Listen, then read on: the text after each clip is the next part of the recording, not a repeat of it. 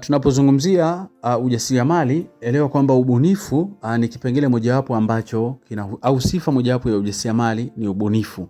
Katika video ya siku ya leo msikilizaji, naenda kukuelekeza namna ambavyo unaweza ukanufaika na fursa hii ya ujasiriamali wa kuzalisha vitumbua au biashara ya kutengeneza vitumbua.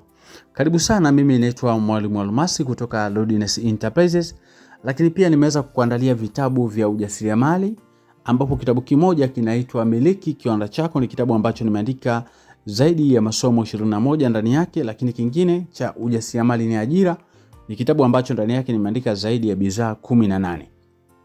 Karibu sana, ukitaka na ukipenda kujifunza kwa undani zaidi, unaweza ukanitext kupitia WhatsApp namba 0783 50 0971.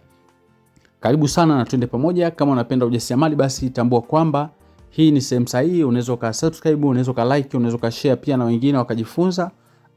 Kiko kitu cha msingi sana cha kujifunza kwa mtu yeyote ambaye anataka kupiga hatua moja kutoka pale alipo na kufika katika hatua nyingine ambayo inafuata.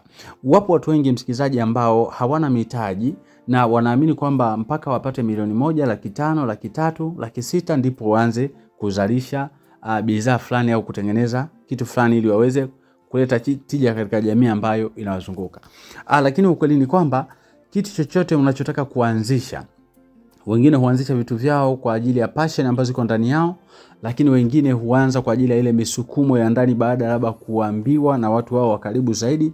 Lakini hiki ambacho nakuambia unaweza ukakifanyia maamuzi leo. Kwa nini? Kwa sababu hii ni biashara ambayo unaweza kaifanya ukiwa katika eneo la nyumbani. Unaweza kuwa huko dada pale nyumbani, unaweza kuwa huko mama pale nyumbani, hauna kitu cha kufanya na unaamini kwamba kitu cha kufanya labda mpaka upate uhuru wa kutoka nyumbani kwenda Kariakoo au kwenda sehemu nyingine.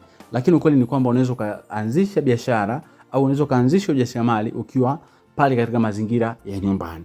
Sasa katika video ya siku ya leo naenda kukuelekeza hatua kwa hatua namna ambavyo unaweza ukafanya. Kwanza kabisa, biashara ya vitumbua ni biashara ambayo haihitaji mtaji mkubwa zaidi. Unaweza kuanza na 20,000, unaweza kuanza na 30,000, unaweza ukaanza na 50,000. Sasa namna ambavyo unaweza kununua vifaa vyako vyote mpaka vikamilike ukiwa umetumia 30,000. Tuzungumze pale ambapo bidhaa inakuwa imekamilika. Namna nzuri ambavyo unaweza ukaifanya hii biashara au ujasiriamali na ukapata matokeo makubwa. Utanunua container lako. Utanunua ile container lako ambalo ni transparent, ambalo linaonyesha vitumbua kwa nje. Unaweza ukatafuta stuli ukaweka pale nje katika labda makutano ya watu, au nje na mtu mmoja akasimama pale kwa ajili ya kuwauzia watu ambao wanapita katika hilo eneo. Lakini kitu kikubwa zaidi ambacho kitakupa matokeo katika biashara ya vitumbua, ukizalisha vitumbua vyako ile asubuhi, ule muda kabla watu wajanywa chai, unaweza ukachukua container lako zuri kabisa ukawatembelea wale majirani zako. Japokuwa katika biashara watu wako wa karibu kama majirani sio watu wazuri sana katika biashara. Wengi watakopa, lakini biashara yako mwisho wa siku isiweze kuendelea. Kwa hiyo angalia mtaa ambao unaweza kuwa ni rafiki kwako kufanyia hii biashara. Ukatembea ule muda wa asubuhi kabla watu wajanywa chai. Hodi, karibu. Mimi naitwa mama fulani, mimi naitwa dada fulani, mimi ni mjasiriamali. Nimetengeneza vitumbua vizuri kabisa na vitamu, nimewaletea siku ya leo. Kwa hiyo ninaweza kuwapatia mkaona ladha yake na ubora wa product yangu. Alafu kesho na kesho kutwa mtakuwa mnaniambia nilete kiasi gani kwa kila asubuhi. Ikiwa ni watu sahihi kwenye biashara, lazima watakupokea, lazima watakuwa positive, kwa sababu wako watu wengi ambao majira na mida ya asubuhi wanapata changamoto kubwa zaidi katika kutafuta nini? Kitafuno. Kwa hiyo wapo ambao wataona kwamba huyu mtu ameamua kututhamini ili sisi tusianze kuhangaika na kuangalia kwamba tunakunywa chai kwa kutumia kitafuno gani. Kwa hiyo wapo ambao watakataa, lakini wengi wanaweza wakakubaliana na wewe na wakawa ni wateja wako wazuri. Kwa hiyo kuna option mbili. Unaweza ukaweka mahali, lakini ya kuweka mahali inaweza ikakuchelewesha zaidi.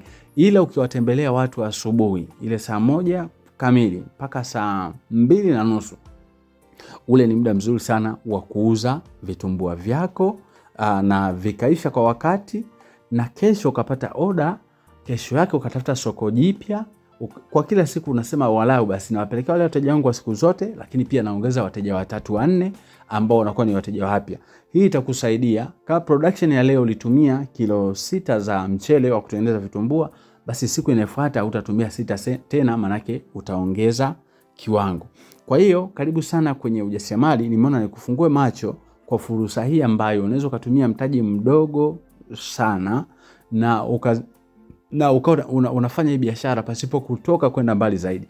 Kwa hiyo biashara utakuwa unaifanya kuanzia saa 1 mpaka saa 2:30 ushamaliza. Karibu sana kwenye ujasiriamali.